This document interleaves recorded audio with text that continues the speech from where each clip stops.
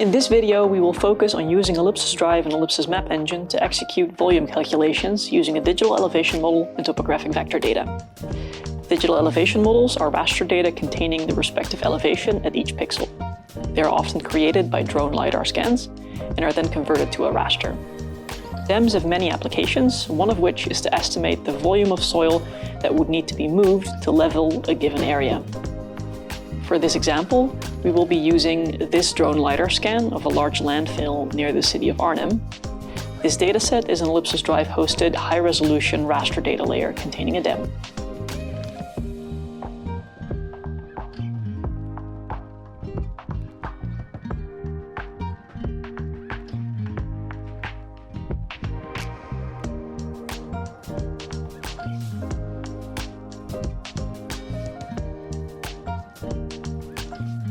Now let's calculate the volume of the landfill. For this, I create a new layer and I draw a polygon on Ellipsis Drive demarcating the landfill.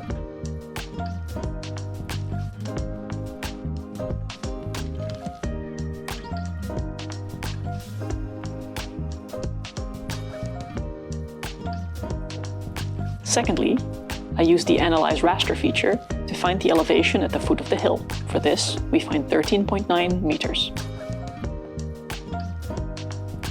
Lastly, we need to save the IDs of both the layer containing the polygon of interest and the DEM.